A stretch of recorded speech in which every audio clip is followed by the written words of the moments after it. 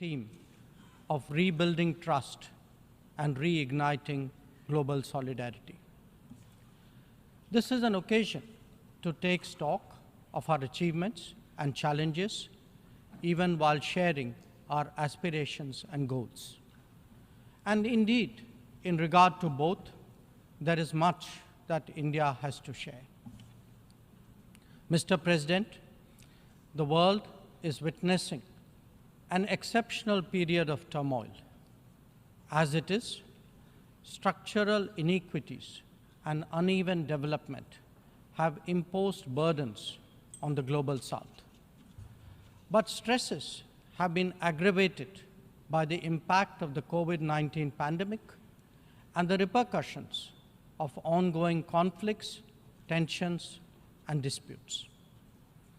As a result, socio-economic gains of recent years have been rolled back, resources for sustainable development are severely challenged, and many countries really struggle to make ends meet. Navigating the future appears even more daunting today. At this juncture, it was with a sense of exceptional responsibility that India took up the presidency of the G20. Our vision of one Earth, one family, one future sought to focus on the key concerns of the many, not just the narrow interests of a few.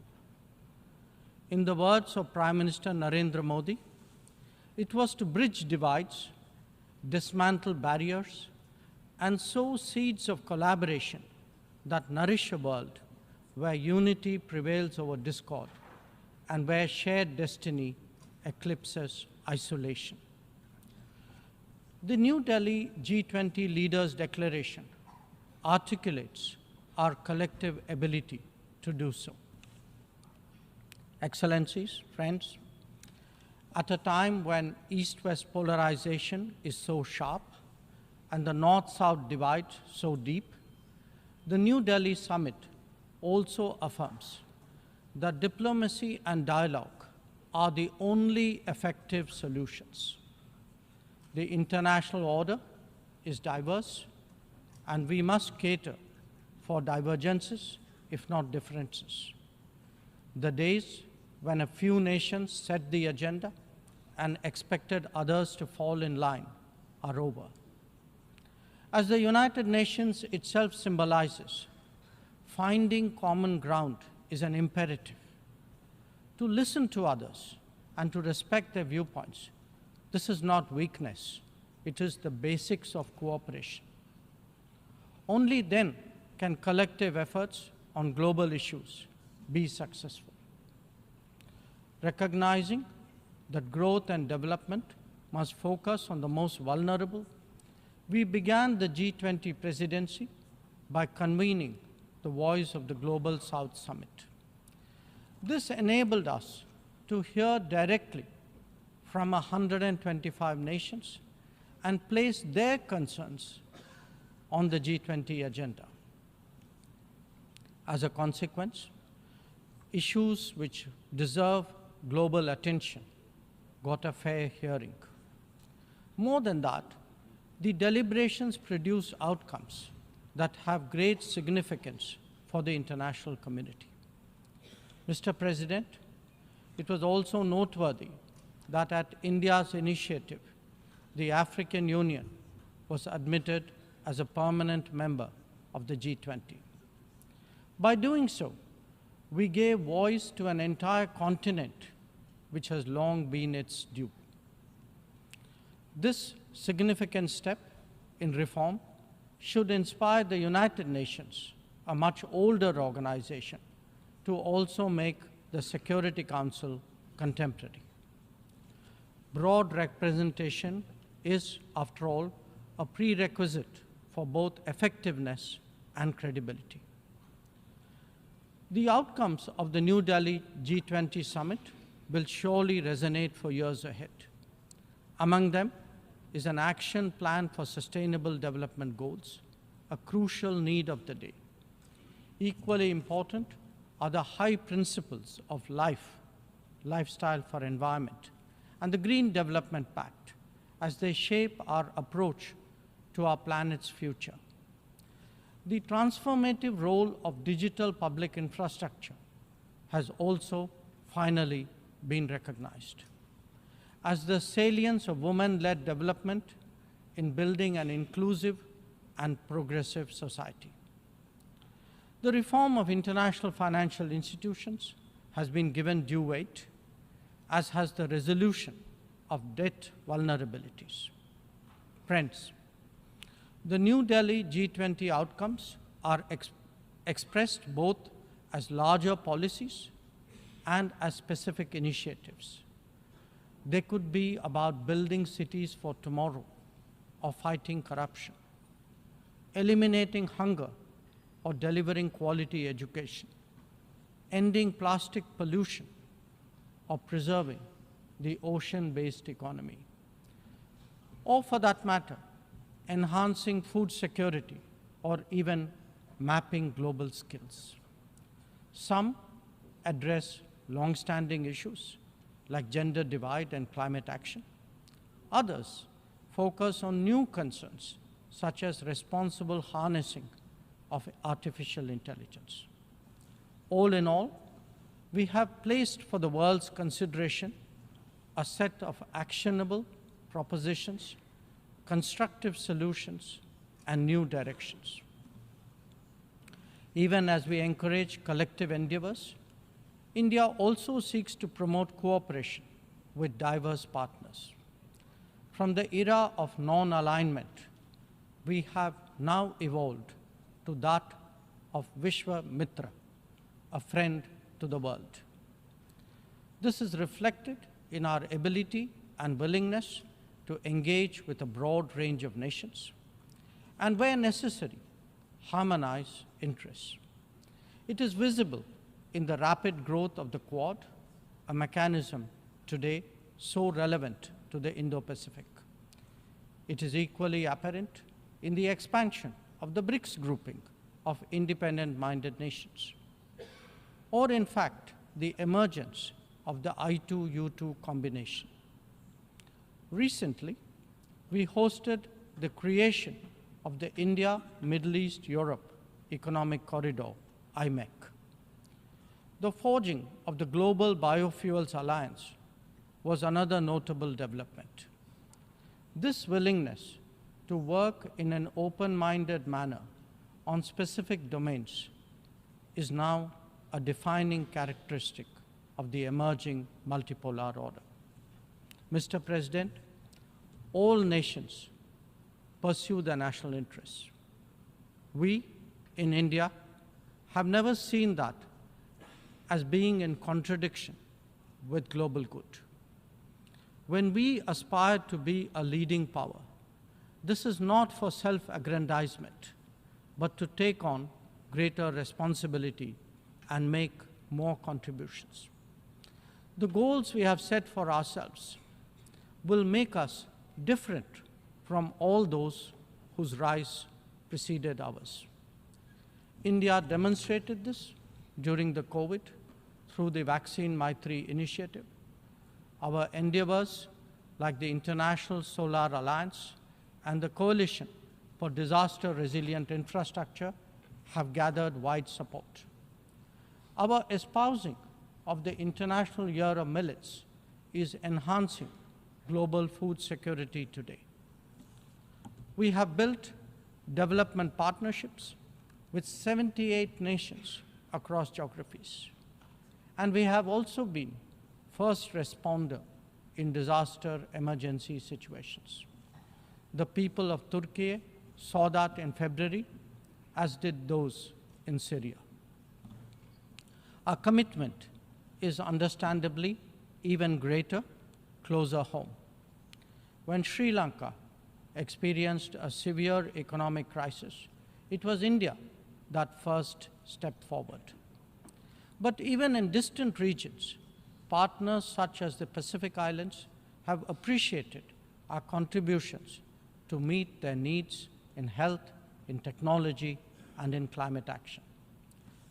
Mr. President, the most populous nation and the fifth largest economy in the world knows that its progress makes a real difference to the world.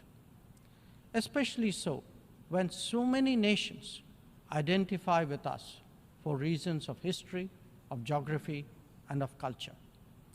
They follow our experiences closely and evaluate our solutions for their larger relevance. Last week, the United Nations assessed progress towards achieving SDGs. The mood here reflected the struggle to overcome challenges, especially those of resource paucity. It is therefore vital at this midway that we expand our capacities and regain our confidence.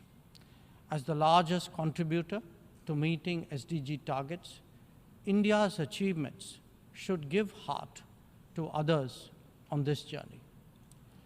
After all, the Global Multidimensional Poverty Index records that we have halved the global MPI value in the last 15 years, lifting 415 million people out of poverty.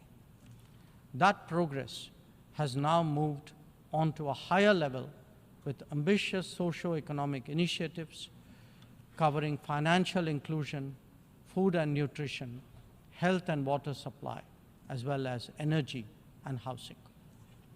We are seeking to demonstrate that social welfare need not be the sole prerogative of the developed world.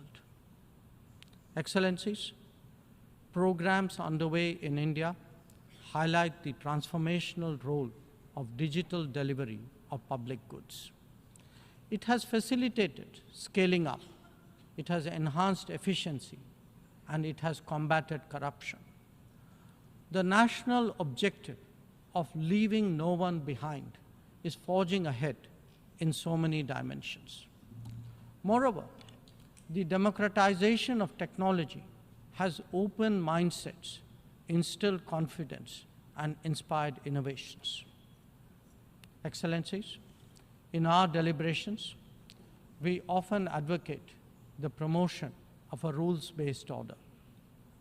From time to time, respect for the UN Charter is also invoked.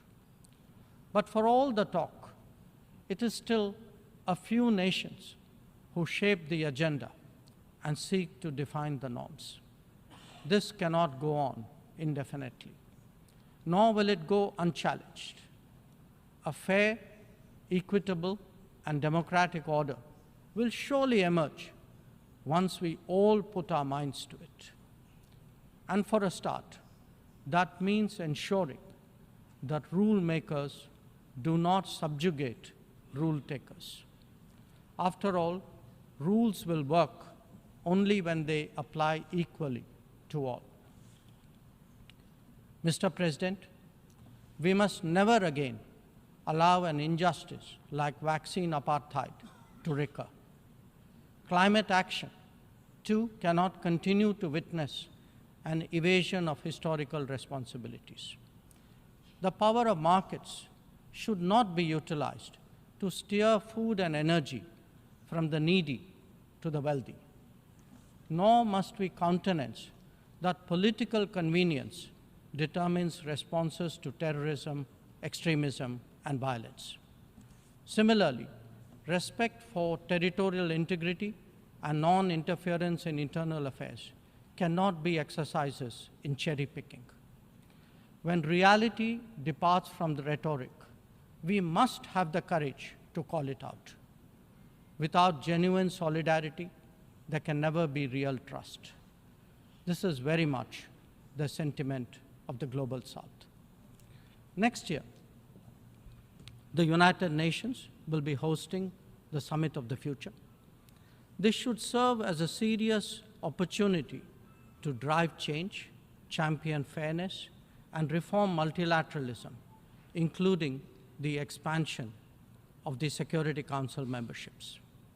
We must address global challenges imbued with the conviction that we are one Earth and one family with one future. Excellencies, friends, India has entered the Amrit Kal, a quarter century where greater progress and transformation awaits us. We are confident that our talent and creativity, now so visibly unleashed, will power us forward. The world saw a glimpse of what is to come when our Chandrayaan-3 landed on the moon.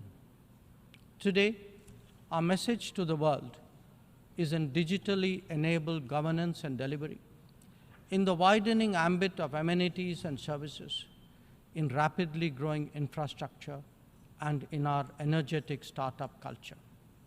It is visible too in vibrant cultural expressions, such as in the arts, yoga, wellness, and lifestyle. Our latest assertion is in a path-breaking legislation to reserve 1/3 of the seats for women in our legislatures. Mr. President, I speak for a society where ancient traditions of democracy have struck deep modern roots. As a result, our thinking, approaches, and actions are now more grounded and authentic. As a civilizational polity that embraces modernity, we bring both tradition and technology equally confidently to the table. It is this fusion that today defines India, that is Bharat. I thank you, Mr. President.